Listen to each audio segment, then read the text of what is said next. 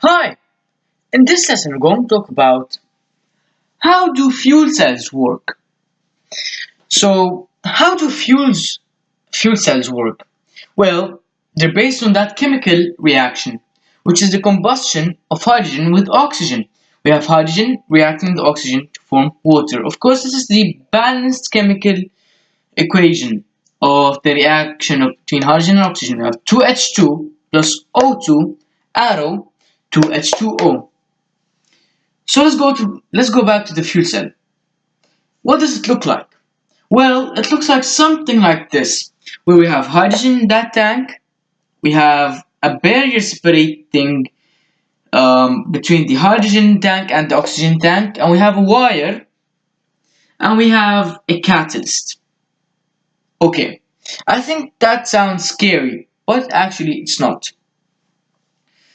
So let's break it down so it can sound much easier to understand. Well, at first, we want to talk about the catalyst. What is a catalyst? For you people who don't know what does a catalyst mean, a catalyst in chemistry, it's used to just make chemical reactions go faster. And of course, the catalyst doesn't react with the reactants. So we know in chemical reactions we have the reactants and the products. So if you have a catalyst, it won't react with the reactants. So you can say those are reactants. And if you have like any different chemical reaction, let's not say this chemical reaction. Imagine anything like A plus B arrow C. We can add catalyst to make A B react much faster to form C. So that's a catalyst. And of course, if you didn't understand, this is just a small abbreviation for what does a catalyst mean. Of course, it's a whole other video, and I'm going to make a video about it, and you're going to understand what is catalyst. Now let's go back to that fuel cell. So we talked about catalysts. Now usually catalysts are expensive because they're made out of platinum, so they're going to be expensive. And yeah, so we have here the barrier now. What's the problem with the barrier here? Well, the problem with that barrier is that it only allows positive things to go through it. And we have that oxygen tank right over here, and we have a wire. And we're going to talk about the wire part later. Okay, so let's go back to that fuel cell. Now, of course, the goal of the fuel cell is to form water, H2O, so it can make the car work. Well, how can it do that?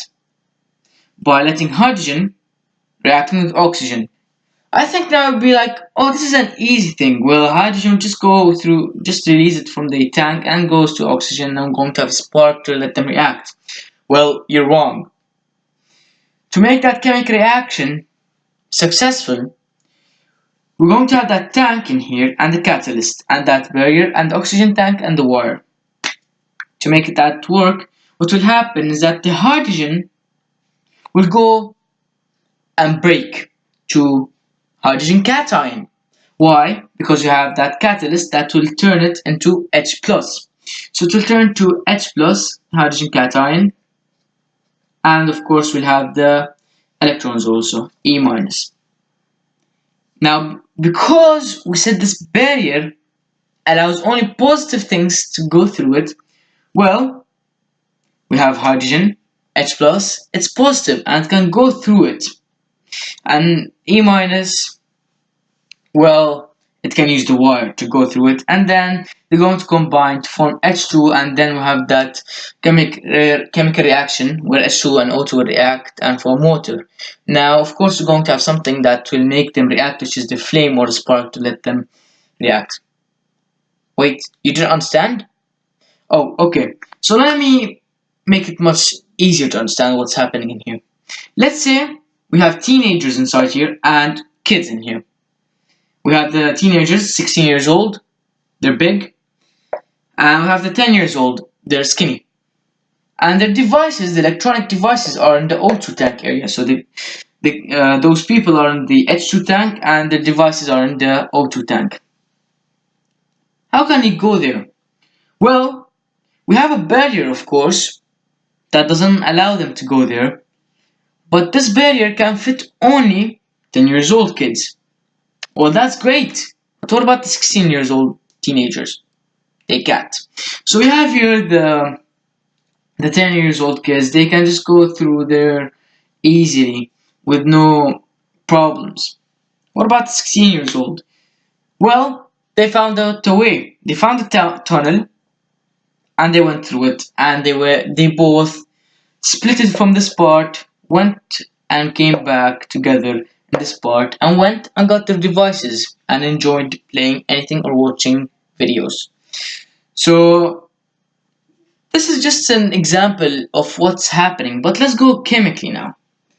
So we have here the H2 tank, or you can assume those are the people that are inside here, and their devices are in the O2 tank.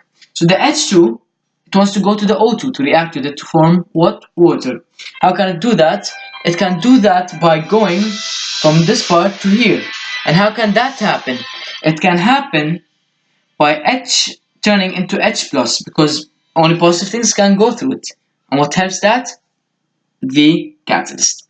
Okay, it turns them to H plus hydrogen cations, and we have the electrons.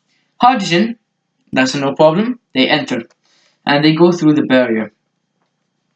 Electrons, how can they do that? You're right, electrons are like those 16 years old teenagers. They will use that tunnel, or let's say that wire. And when we have electrons moving through a wire, what do we call that?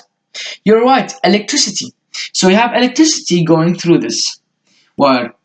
Now we're going to have H plus here, and the electrons will come back in here, and they're going to form H2 again. So we have H plus and H plus, E minus and E minus, they'll form H2. They're going to react after a spark or flame with oxygen, and they're going to have the product of water. Of course, we can use that wire, okay, just to because it has electricity and electrons moving through it. You can put it like a light bulb and can shine. So here a light bulb and can shine. So this is how fuel cell work. Well, we have the hydrogen part in here, oxygen part in here, and the barrier. The catalyst helps by breaking the hydrogen into hydrogen cation and electrons. Electrons can go through that wire. Hydrogen cations can go through that barrier. They combine into H2. They react with O2 to form H2O. So, and of course we can't forget that we can use that wire. We can use that wire in here just to use it to just light up a bulb, for example, or anything that needs electricity, because there's electrons moving in it. So we have now electricity, and the light bulb or anything that needs electricity can work. So of course the fuel cell is all based on what? This equation, the balanced equation, 2H2 plus O2 arrow 2H2O. 2 moles of hydrogen plus oxygen arrow 2 moles of H2O. So why do people prefer fuel cells than normal cars, like the engine of the car? It's because they're less pollutive. And of course, the fuel cell, it produces water, doesn't pollute, and the normal engine car produces carbon dioxide and carbon monoxide, and that pollutes the air. So that's all about our lesson for today, and I hope it was useful. And don't forget, I'm going to make a video about catalysts for you people who don't know what is catalyst. Okay, so that's all about our lesson for today, and I hope it was useful.